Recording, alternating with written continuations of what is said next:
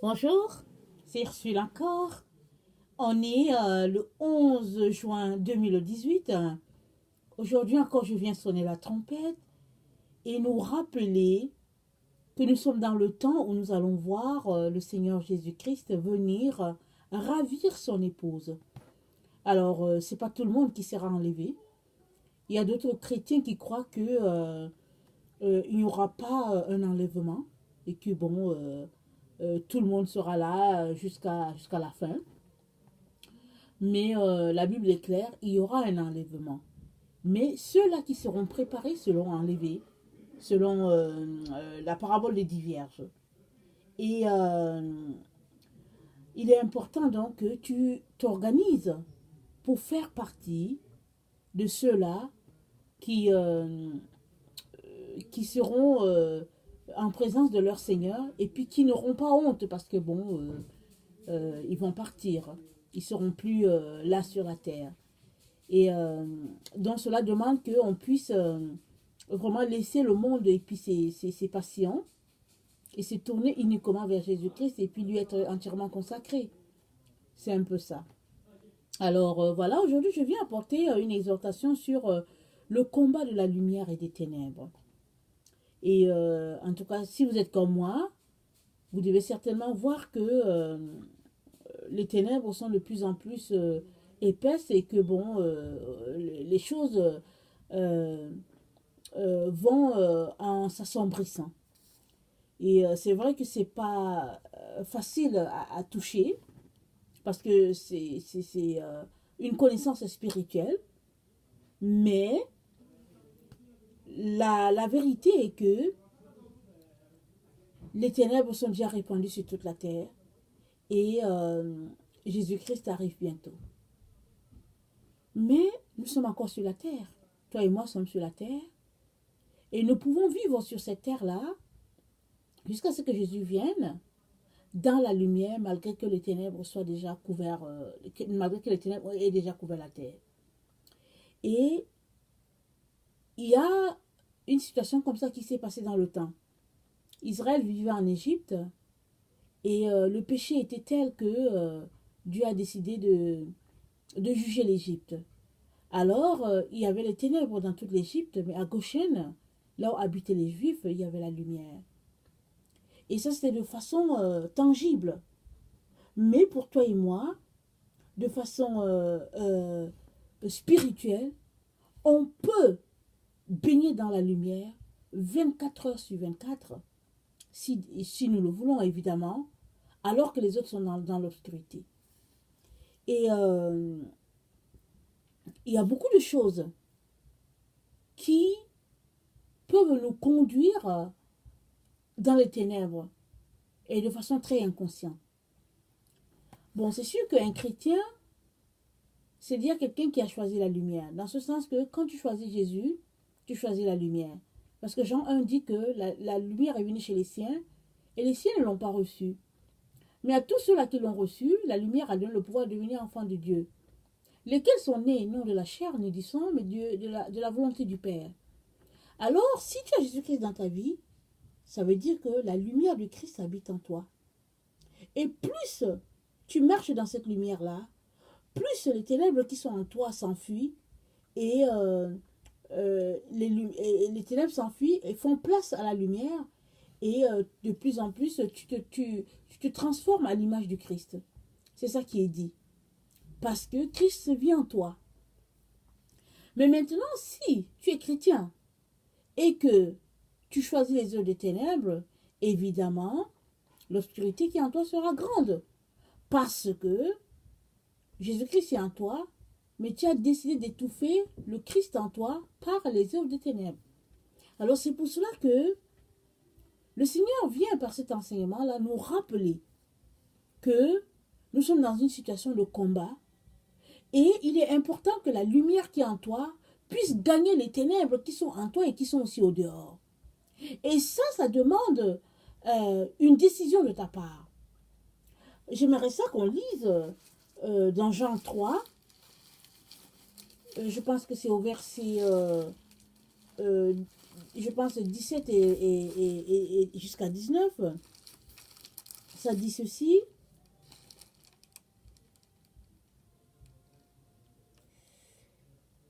On dirait que, excusez-moi un peu, Dieu en effet n'a pas envoyé son Fils dans le monde pour qu'il juge le monde, mais pour que le monde soit sauvé par lui. Celui qui croit en lui n'est point jugé, mais celui qui ne croit pas est déjà jugé parce qu'il n'a pas cru au nom du Fils de Dieu. Et ce jugement, c'est que la lumière étant venue dans le monde, les hommes ont préféré les ténèbres à la lumière, parce que leurs œuvres étaient mauvaises. Je vais lire aussi le verset 20. Car quiconque fait le mal est la lumière et ne vient point à la lumière, de peur que ses œuvres soient dévoilées. Le verset 21. Mais celui qui agit selon la vérité vient à la lumière afin que les œuvres soient manifestes parce qu'elles sont faites en Dieu. Donc voilà, la lumière étant venue dans le monde, les hommes ont préféré les ténèbres à la lumière parce que leurs œuvres étaient mauvaises. Donc c'est à toi et à moi de choisir de marcher dans la lumière. Et le Père nous a créés avec le libre arbitre. Et Jésus-Christ ne va pas nous forcer à choisir la lumière. C'est à toi et moi de le faire. Et si nous le faisons, alors il est important qu'on puisse marcher dans la lumière. Vous savez, il y a souvent des choses qui font que on se retrouve dans l'obscurité malgré nous. Exemple, la culture, exemple, les amis, les habitudes familiales, la modernité, le refus de changer, les préjugés. Et il y a des gens, ça dit que malgré tout ce que Dieu peut leur dire, ils ont décidé en eux-mêmes qu'ils ne changent pas. Et là, Dieu ne peut rien faire avec. Et il y a d'autres personnes aussi qui croient qu'elles sont tellement sans péché que, ça dit que quand elles se voient, elles ont une opinion d'elles telle que, au fait, elles sont les chrétiens les plus extraordinaires de la terre. Et Dieu ne peut rien faire avec. Parce que elle ne change. Non, il n'y a pas moyen. Genre un peu, non, je suis correcte et puis je respecte la Bible et puis tout ça et tout. Il n'y a rien à changer en moi alors. Donc, les gens qui agissent comme ça, Dieu ne peut pas réussir à les pénétrer. Parce que, bon, il y a un mur qui est là. Mais, si tu as une ouverture et que tu veux examiner tes ténèbres à toi, alors là, la lumière pourra venir te visiter. Dans ce sens que, à partir du moment que tu t'ouvres, tu es déjà en train d'inviter la lumière à venir. Alors, il est donc important qu'on puisse regarder dans nos œuvres, dans nos actes, pour voir lesquels sont les actes de ténèbres et lesquels sont les actes de lumière. Vous savez, c'est Dieu qui a créé les cultures. Il y a la culture occidentale, la culture européenne, la culture nord-américaine, africaine, asiatique et tout. Mais il est aussi important de reconnaître qu'il y a certains trucs dans nos cultures qui peuvent nous éloigner de Dieu. Beaucoup d'ailleurs. Et en tant qu'enfant de Dieu, il est important que tu puisses regarder au niveau de ta culture les valeurs qui ne te font pas du bien, ou bien les valeurs qui sont contraires aux idées de Jésus-Christ et de t'en séparer. Mais si tu restes ancré dans ta culture, tu vas te retrouver à marcher dans les ténèbres. Et souvent, il y a des amis qui, on les aime bien, mais il faut, à un moment donné, on se rend compte qu'il faut s'en séparer, il faut s'en débarrasser. Parce qu'on veut marcher dans la lumière. Même si ce n'est pas eux qui posent les actes de lumière et que c'est nous qui sommes appelés à poser les actes de lumière, le fait que ton ami est dans les ténèbres, ça va te contaminer. Parce que, on vit en communauté ou bien en relation les uns avec les autres. Et puis aussi, tu peux avoir ton ami à toi qui est chrétien, mais qui a des amis qui ne sont pas chrétiens. Alors que toi, tu as décidé tout simplement que tu coupes contact avec tout le monde. Et ton ami à toi est là, mais n'a pas coupé contact avec les autres, n'a pas fait son ménage. Alors, à partir du moment où tu viens et que tu es en relation avec cette personne-là, ton ami, qu'on va appeler B, à partir du moment que tu es en relation avec cet ami-là, tu es aussi en relation avec toutes les autres personnes avec qui il est en relation. Parce que le monde, c'est un réseau. Mais si tu es un enfant de Dieu, qui veut marcher dans la lumière, souvent, tu dois prendre les décisions qui sont les plus difficiles.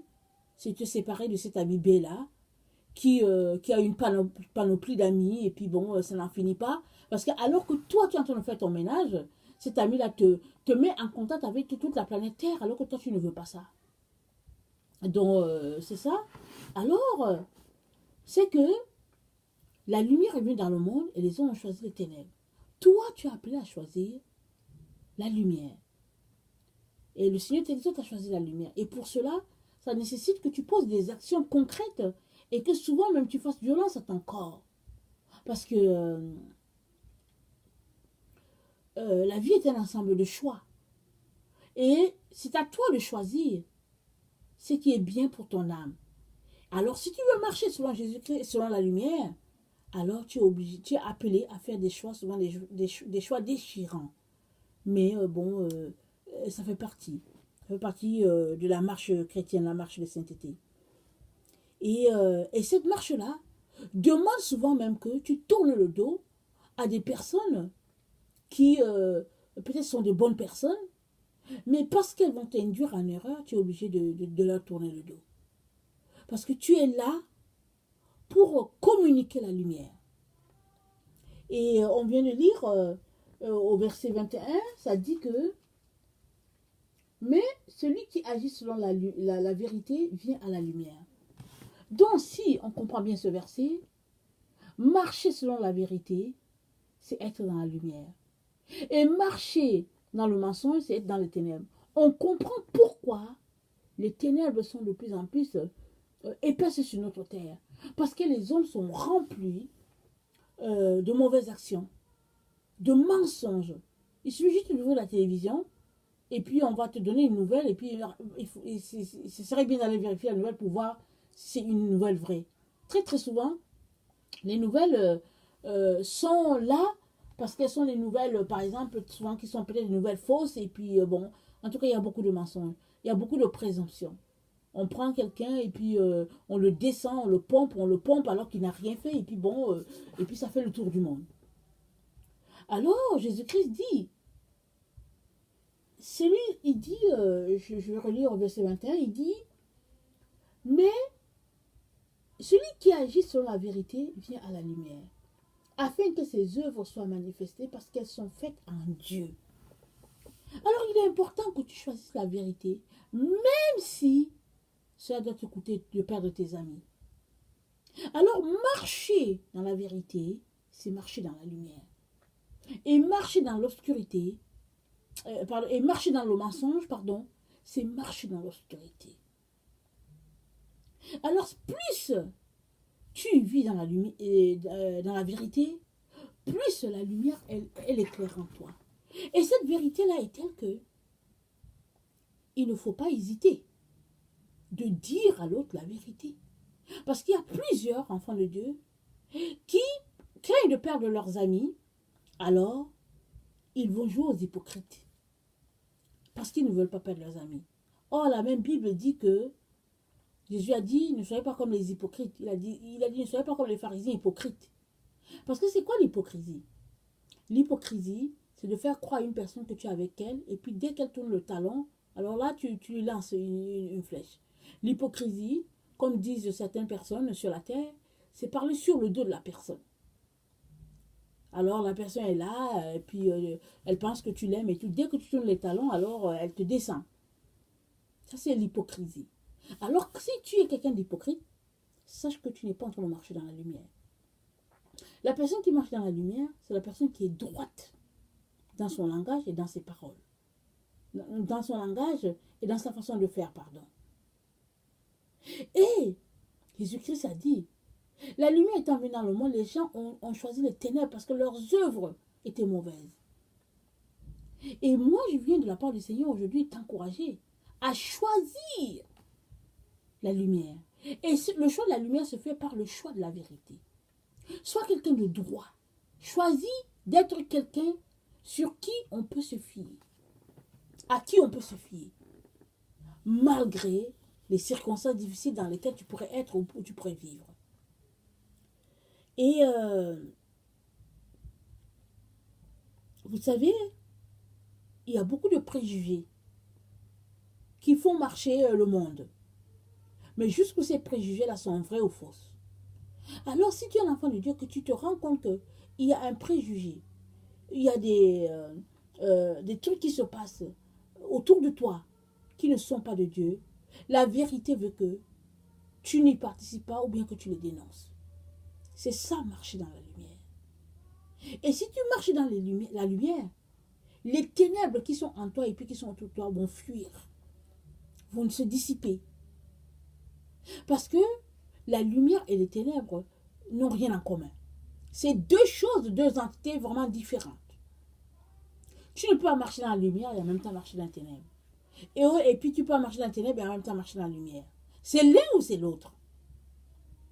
Et le Seigneur nous demande de tout faire pour marcher dans la lumière.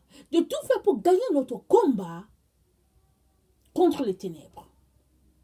Parce que les ténèbres et la lumière sont en combat. Ils sont en lutte. Paul a dit que de telle sorte qu'on ne fasse pas ce qu'on veut. Alors si tu veux vraiment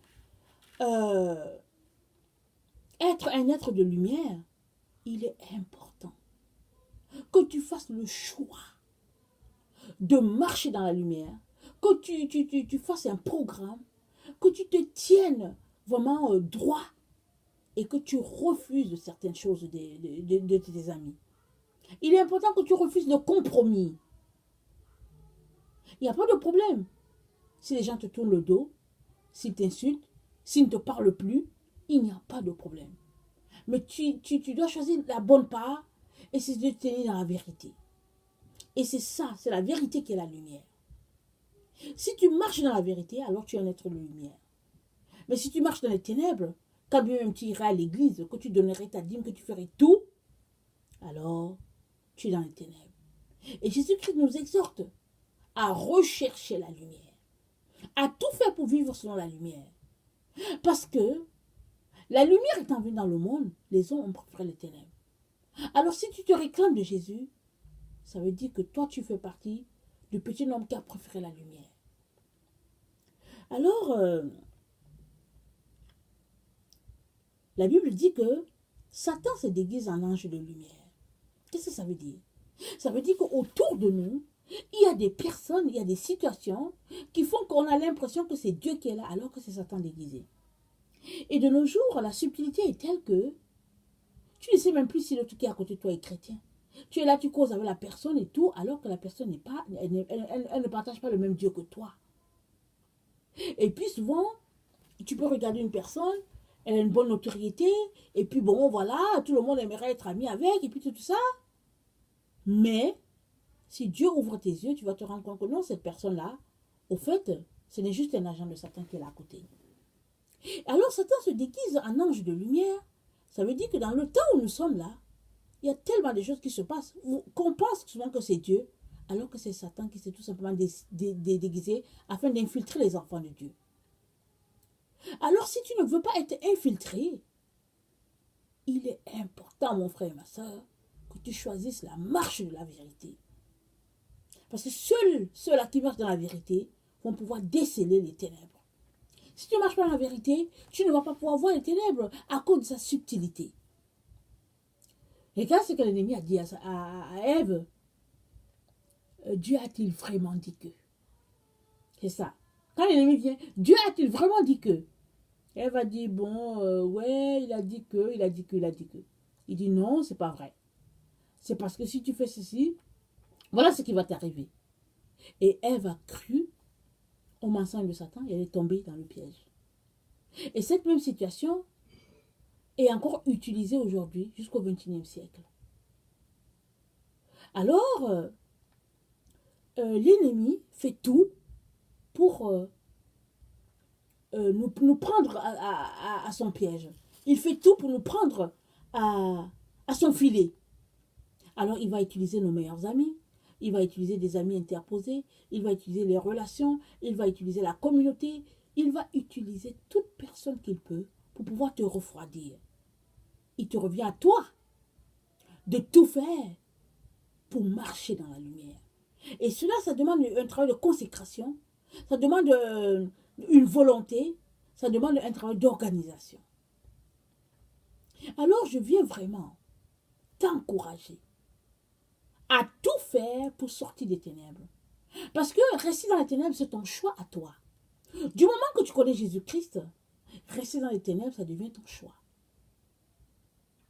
Et moi, je n'aimerais pas que tu restes là. Et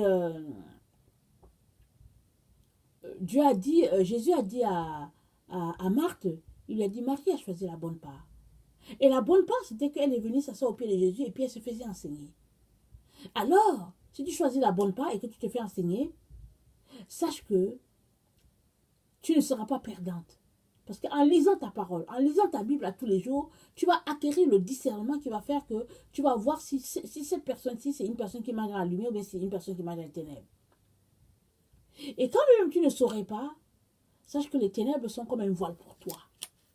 Les ténèbres sont un voile, c'est comme un rideau noir. Alors si tu marches dans la lumière, ce rideau noir va se dissiper. Mais si tu demeures dans les ténèbres, alors ce sera le statu quo. Alors je viens vraiment nous encourager, de la part de notre Père, à tout faire pour demeurer dans la lumière. À tout faire pour jeter les œuvres de ténèbres. Il ne faut pas qu'on s'asseye là pour dire, oh non, c'était tout simplement une blague, c'était juste une plaisanterie. Non, non, non, non, non. Arrêtons ça. Que notre oui soit oui et que notre non soit non.